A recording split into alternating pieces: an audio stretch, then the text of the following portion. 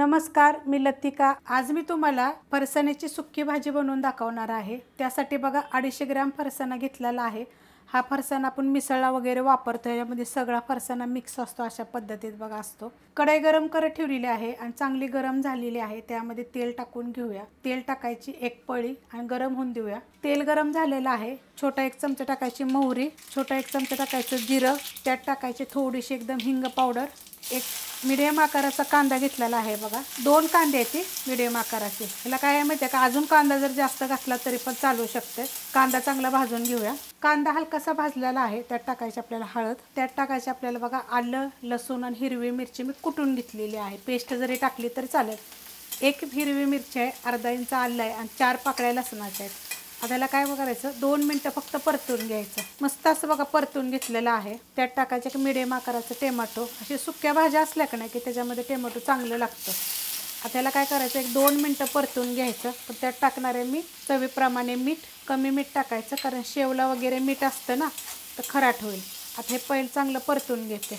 मस्त असं बघा परतून घेतलेलं आहे। गॅस मिडियमच आहे। आता ह्याच्यात टाकणार आहे 1 चमचा जिरे धने पावडर। ह्याची रेसिपी पण अपलोड केलेली आहे। त्या चमच्याच्या मापाने 1 चमचा गरम मसाला पावडर मिक्स करून घेऊया।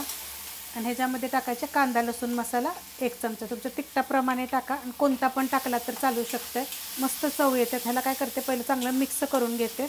मस्त असा बघा मसाला झालेला आहे। त्यात टाकणार आहे मी थोडंसं कोमट पाणी। गॅस केलेला आहे बारीक आणि मिक्स करून घेऊया। मिक्स करून घेतलेलं आहे। आता हे बघा गरम पाणी टाकल्यामुळे असं लगेच उकळलं जातं। त्यात टाकायची थोडीशी कोथिंबीर, देठासकट टाकलेली आहे। आणि आता ह्यात टाकायचा आपल्याला हा फरसाणा। मिक्स करून घेऊया। मिक्स करून घेतलेला आहे बघा। लगेच मिक्स करायचा असा बघा, एवढा सुक्का होतो। थोडंसं जर तुम्हाला ह्याच्यामध्ये जर आदान पाहिजे असेल का नाही, म्हणजे पाणी, तरी ठेवला तरी चालू शकते। आता ह्याला काय करते माहिती आहे का, एकदम बारीक गॅस करते आणि 1 मिनिटभर फक्त झाकण ठेवायचे। जास्त वेळ ठेवायची गरज नाही आणि नाही ठेवलं तरी चालतं बरं का। झाकण काढून घेऊया। बघा मस्त असं झालेलं आहे।